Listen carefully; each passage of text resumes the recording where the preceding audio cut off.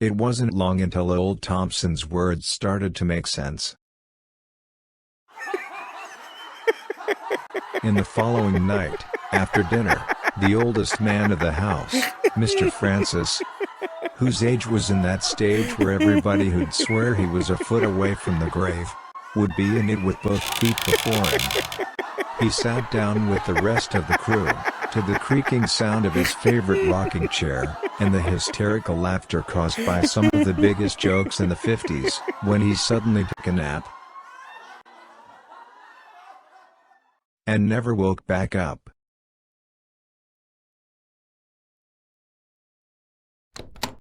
As we were told, we put the old man in the freezer and called the butler to let him know of the happening.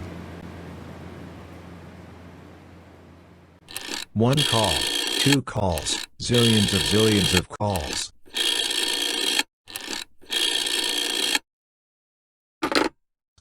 No answer. Since it was too late to think of others' options, we put the other seniors to bed and went get some rest. In the middle of the night, I woke up to the sound of a sharp scream.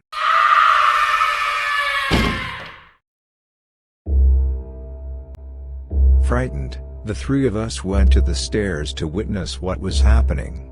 As we arrived, a group of seniors looked down the staircase at another graybeard who had slipped and fallen while looking for a glass of water to drink. At once, we sent all of them to bed before going to investigate the situation.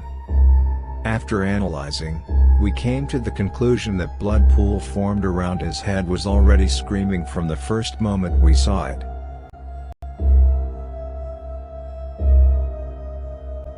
The old man was dead. It was in this very moment that things started to get out of our control.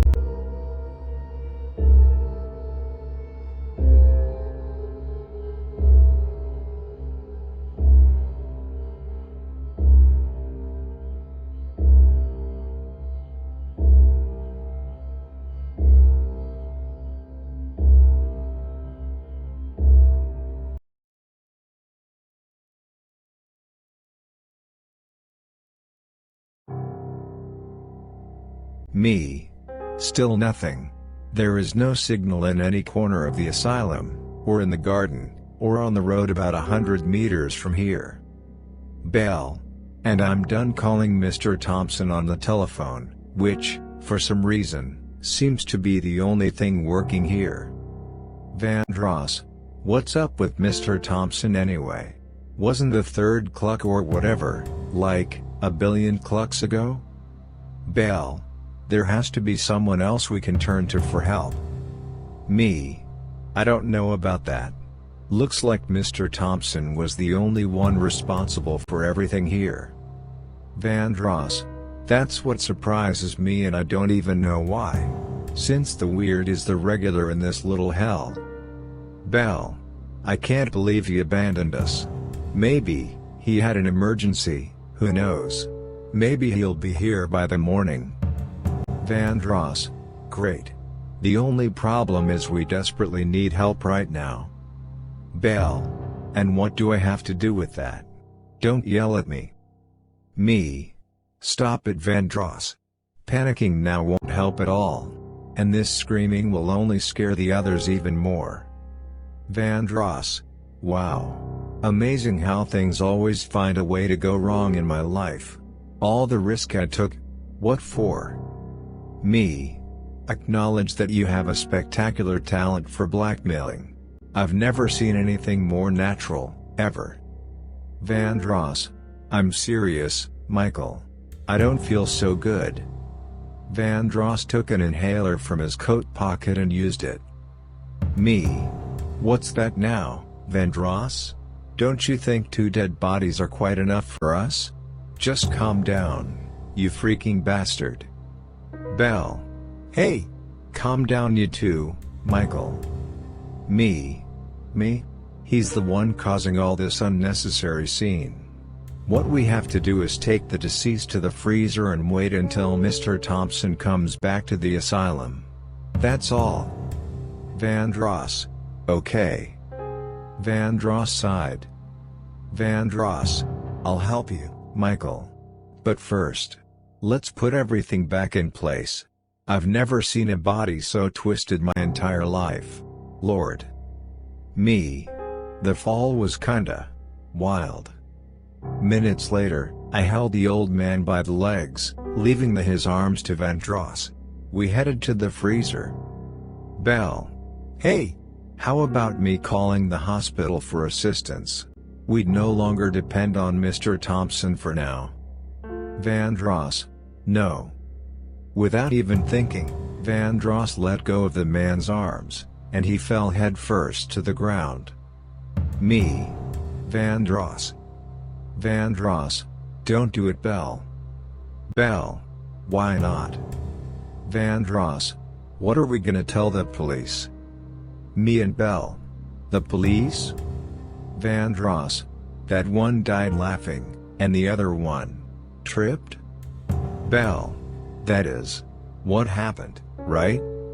Vandross. Yeah. But here's what the police will believe happened here. Within 2 hours of a corrupt and failed scheme, 3 interns killed 2 asylum residents. Is that clear? Do you want me to sketch it? Bell? Schemes? I have nothing to do with your schemes. Vandross. Oh really? So how did you get here anyway? Me. Nobody knows of any schemes, Vandross. Vandross. So far, Michael. So far.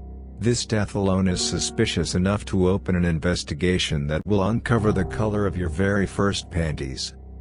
Bell. So you don't want to ask for help, right? Fine. I'm leaving. Vandross. Great idea. But do better. Just leave the country. I'm here hoping that you got resources for that. And in case you don't, if you pray really hard, maybe they won't catch you when they chase you like a freaking animal. Maybe. Meanwhile, me, who doesn't label lost cases as such before they really are lost cases, will be here thinking of a way out of this situation. Bell. Whatever. Me. But what situation are we really into, Vandross? We didn't kill anybody. Vandross. Well then convince the police, you idiot. Me. And what is your plan, genius? The freezer is a black hole now, right? For your information, the bodies will be found there sooner or later. Vandross. In the worst case scenario, all we need is an unsolved crime. Won't be hard to get one. There's so many of them out there. Me. A crime needs criminals, and I'm not one, goddammit. Vandross. Calm down, man. Geez, what I mean is we don't need to finish this story right now. What we have to do is believe it, and it might probably surprise us. In his eyes I could see the fire of malevolence burning so bright that, for a moment, it shadowed my reasoning. Once again I submitted without judgment of the great mess I was getting into. Me. Vandross. Vandross. Michael.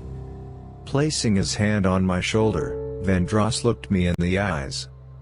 Vandross. I'll ask only one thing from you. And said these words in the most convincing way he could. Vandross. Believe me.